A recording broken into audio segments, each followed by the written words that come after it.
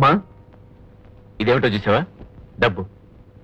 ఇంత డబ్బు ఎక్కడిదిరా? సంపాదించానమ్మా, కష్టపడి సంపాదించాను. అంటే నేను చేస్తున్న ఉద్యోగంలో నాకు ప్రమోషన్ వచ్చింది. ఈ డబ్బంతా ముందేనమ్మా. నువ్వు నా చదువు కోసం చేసిన అప్పులన్నీ ఈ డబ్బుతో తీర్చే.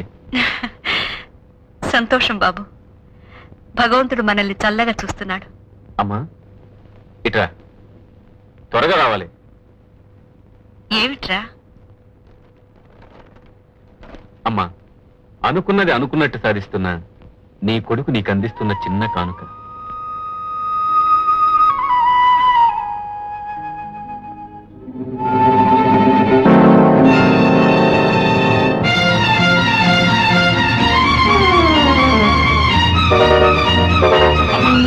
ఇక మనం ఈ అద్దిల్లు వదిలేసి పెద్దిల్లు సొంతిల్లు కట్టుకున్నాం. ఓ కారు కొనుక్కున్నాం. నువ్వు మంగళగౌరి వ్రతాలు దుర్గా నవరాత్రులు చేసుకోవడానికి ఒక పెద్ద మందిరం కట్టిస్తాను. చూడమ్మా. అమ్మా అమ్మా అమ్మా అమ్మా ఏమైందమ్మా? ఘోరం జరిగిపోయింది బాబు, తీరని అన్యాయం జరిగింది. ఏమిటో మనం అనేది? బాబు, మీ నాన్న గురించి ఎప్పుడు అడిగినా మాట దాటేసేదాన్ని. ఆ నాన్న ఎవరో తెలుసా? ఈయనే బాబు, ఈయనే.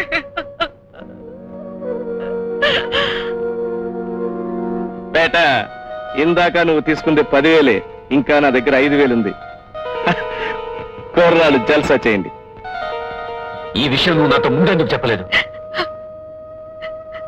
పాలలాంటి నీ జీవితంలో విషం చుక్క వేసినట్టు అవుతుందని భయపడ్డాను. నేను నమ్మిన నిజాలకు కట్టుబడి నిన్ను మనిషిగా పెంచి గొప్పవాణ్ణి చేయాలని. నువ్వు నమ్మిన నిజాలు బాబు, జీవితంలో నువ్వు నేర్పిన నిజాల కంటే వారసత్వంగా వచ్చే నిజాలే గొప్పవమ్మా. నాన్న నేను చూడాలి, వెంటనే చూడాలి. వస్తానమ్మా. బాబు, బాబు, నేను వస్తాను. బాబు,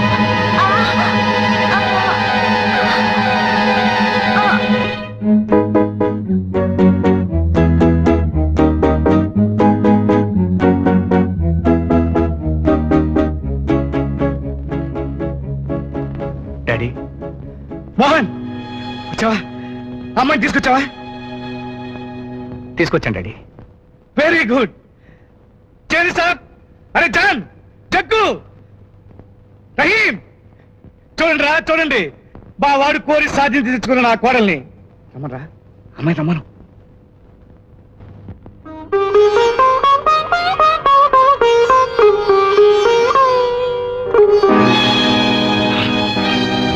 కాదు, ఇది నిజం కాదు. మోహన్, ఈ అమ్మాయిని నువ్వు ప్రేమించిన రాధ?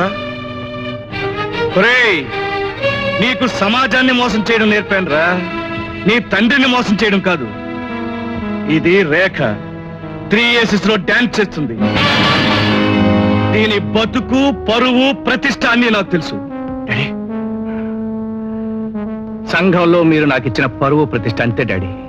మోహన్, నీ పెంపకంలో పెరిగిన కారణంగా నేను ప్రేమించిన అమ్మాయి ఒక దొంగని కట్టుకుని మరొక దొంగని కనడానికి నిరాకరించింది. ఆమె తండ్రి సమాజంలో నా స్థానాన్ని ఈశ్వరించుకున్నాడు. డాడీ, ఇంతవరకు మిమ్మల్ని మన హోదాని చూసి గర్వపడ్డాను. ఇప్పుడు సిగ్గుపడుతున్నాను. రాధ నా కళ్ళు తెరిపించింది. ఒక ఆడది నిన్ను కాదన్నంత మాత్రాన మీ నాన్ననే అవమానిస్తావా? మగాడు చేసే పుణ్యంలో తప్ప పాపంలో భాగం లేదనే ఒక అబల మాటలు విని మీ నాన్న సిద్ధాంతాలనే కాదంటావా? ఇన్నాళ్ళు నిన్ను కంటికి రెప్పలా కాపాడిన నీ తండ్రి ఎదుటే ఇలా మాట్లాడడానికి నీకు సిగ్గు వేయట్లేదు? నిన్ను నన్ను తూలనాడిన దాని తండ్రిని కాళ్ళు చేతులు కట్టి నువ్వు ప్రేమించిన అమ్మాయిని ఎత్తుకొచ్చి నా కాళ్ళ మీద పడేసుంటే అప్పుడు నువ్వు నా కొడుకు అనిపించుకునేవాడివి. వెళ్ళి దాన్ని బలవంతంగా లాక్కురా. డాడీ, ఇక నేను అలాంటి పనులు చేయలేను. నువ్వు నా కొడుకువి కాదురా. నీకు మట్టిలో మాణిక్యాలను ఏరడం నేర్పాను రా. మాణిక్యం లాంటి జీవితాన్ని మట్టి పాలు చేసుకోవడం కాదు. పల్లెటూళ్ళలో మురికి కోపంలో బతికే నీకు పరువుని ఖరీదు చేయడం నేర్పాను, పరపతిని పెంచుకోవడం నేర్పాను. అలాంటి నువ్వు ఒక బజారు డాన్సర్ని ఈ క్షణం నుంచి నీకు నాకు ఏ సంబంధం లేదు. పోరా, పోయి ఇక్కడి నుంచి పోరా, నా కళ్ళ ముందు నుంచి వెళ్ళిపో. Good bye daddy. నువ్వు కోరుకున్న కోడల్ని తీసుకురాలేకపోయినా నా అంతస్తుకు దొరికిన ఆడదాన్ని తీసుకురాగలిగాను. Good bye. నా వల్ల నీకు అవమానం జరిగింది. నన్ను మోహన్, నీకోసం ఇలాంటి అవమానాలు ఎన్నైనా సహిస్తాను. ఈ నాటకం ఆడి మీ నాన్నగారిని ఎంతో సంతోష పెట్టాలనుకున్నాం, కానీ మరింత బాధ పెట్టిన వాళ్ళమయ్యాం. ఇదిగో 49 భోజనం. భోజనం ఎన్నాళ్ళు నన్ను బతికించింది ఇది కాదురా, నా కొడుకుని చూసుకున్న గర్వం. కానీ ఇప్పుడు ఊరి తీయకుండానే ఈ శంకర్ చచ్చిపోయాడు రా. డాడీ, నన్ను క్షమించండి. నన్ను నా పిలువు. నా కొడుకు ఎవరు లేరు. నన్ను మోసం చేసిన దగ్గుల బాధ్యుల్లో నువ్వు ఒకటి అనుకుంటాను. Daddy, mister Mohan, get out of my sight. 49 అన్నం తినవా? ఇప్పుడు నాకున్న కోపంలో అన్నం కాదు బే, నిన్ను సున్నం చేసుకు తింటా.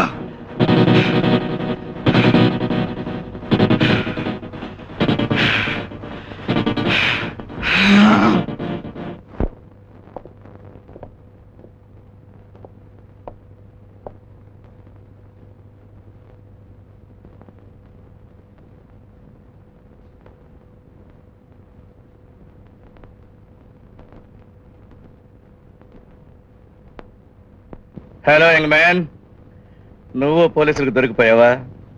Bad luck. ఏ నేను నీలాంటి దొంగనేని ఆశ్చర్యపోతున్నావా? అవును, నీకంటే 7 ఆకులు ఎక్కువ చదివాను. అందుకనే ఆ రోజు నిన్ను చూసి నవ్వు వచ్చింది. డాడీ, ఏమిటిది? నేనెవరనుకుంటున్నావు? నువ్వెవరో నాకు తెలుసు డాడ్, కానీ నేనెవరో నీకు తెలియదు. నేను నీ బిడ్డని. నా పేరు రవి. నువ్వు నా కొడుకు డాడీ. నేను వట్టి మనిషిని కూడా కాదు, నా కడుపులో మీ బిడ్డ పెరుగుతున్నాడు. Ravi, is it? Yes daddy.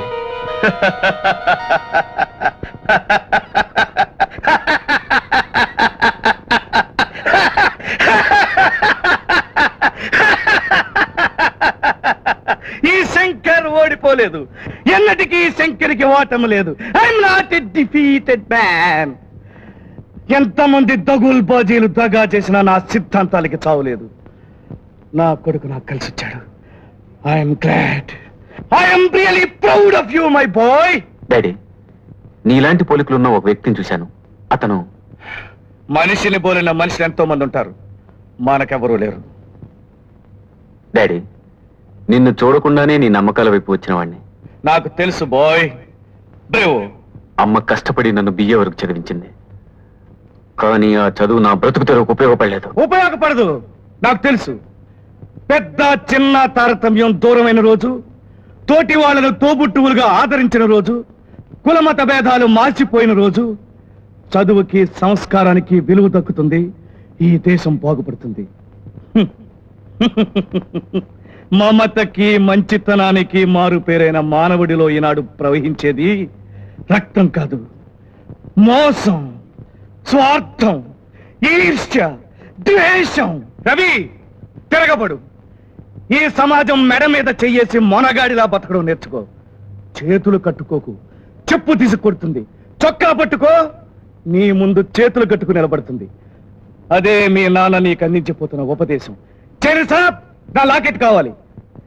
ఈ పాపపు లోకానికి గుణపాఠం చెప్పే నా ప్రతినిధిగా నా కొడుకుని పట్టభద్రుని చెయ్యాలి.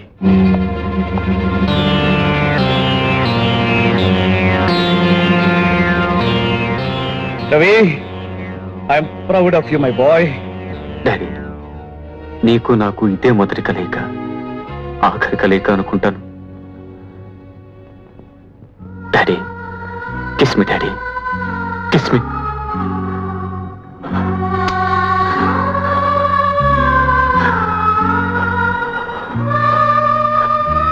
Thank you dad, thank you. Carry on my boy, carry on.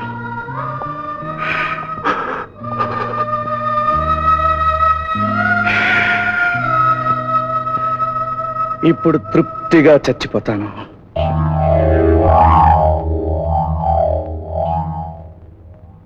బాబు, భగవద్గీత భగవంతుని మనశ్శాంతి కోసం. మనశ్శాంతి? చూడు బ్రాహ్మడు, నీ దేవుడికి మనశ్శాంతి ఇవ్వడం చేతనైతే నేను ఇక్కడ ఉండేవాడినే కాదు. నా గుండె ఒక రాతి బండ. ముళ్లలో నడిచిన మహారాజులాగే బతికాను. నన్ను వంచాలని చూసిన ఈ సమాజాన్ని వంచాను. వంచంపబడుతున్న కొందరికి ఎలా బతకాలో బోధించాను. నా బోధే ఈనాటి కలియుగ భగవద్గీత. ఆఫీసర్, నేను రెడీ. తీసుకెళ్ళండి ఊరు కంబాడికి.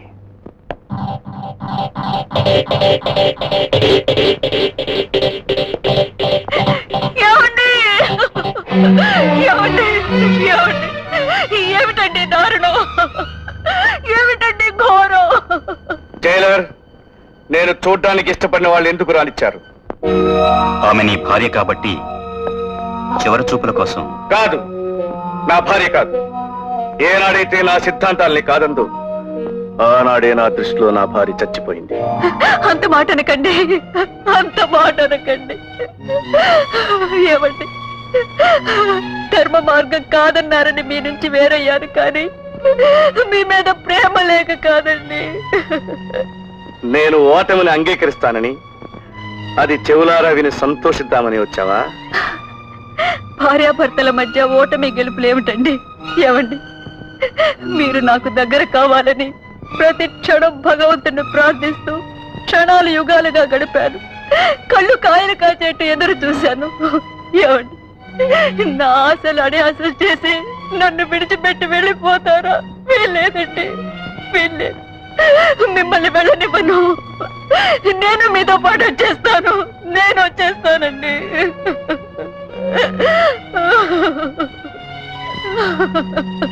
దుర్గా, నువ్వు నమ్మిన భగవద్గీత ఈ క్షణంలో నీకు మనశ్శాంతినివ్వటం లేదు కదూ? ఈ జీవిత అంతిమ యాత్రలో నేనెవరికి రుణపడి వెళ్ళడం నాకు ఇష్టం లేదు. ఏది చెప్పు? భగవద్గీత 2వ అధ్యాయంలో శ్రీకృష్ణ భగవానుడు ఏం చెప్పాడు? చెప్పు దుర్గా, చెప్పు. వాసాంసి జీర్ణాని యథా విహాయ నవాని గృహణాతి నరోపరాణి తథా శరీరాణి విహాయ జీర్ణ నన్యాని సంయాతి నవాని దేహి. పాత వస్త్రాల్ని విడిచి మనం కొత్త వస్త్రాల్ని ధరించినట్టు ఆత్మ చివికి జీర్ణమైన ఈ శరీరాన్ని విడిచిపెట్టి మరొక శరీరాన్ని ఆశ్రయిస్తుంది. నైనం చిందంతి శస్త్రాణి. ఈ ఆత్మను ఏ ఆయుధాలు నాశనం చేయలేవు. నయనం దహతి పావక. దీన్ని ఏ అగ్ని దహించలేదు. నాశనం కాని దానికోసం బాధపడుతున్నావు దుర్గా.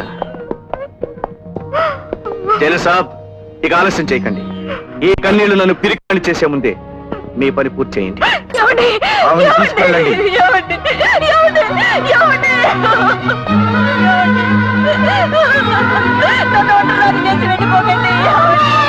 ఏమండి? ఏమండి?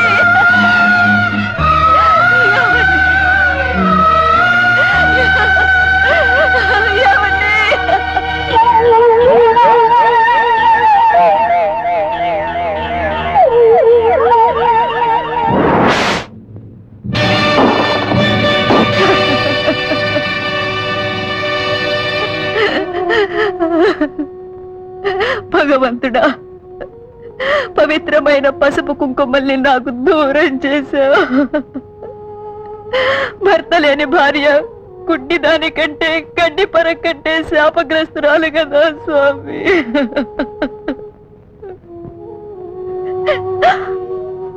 స్వామి, నా మోహన్, నా బిడ్డ మోహన్ అయినా ఆ పాప కూపు నుంచి తప్పించి చల్లగా కాపాడు, చల్లగా కాపాడు.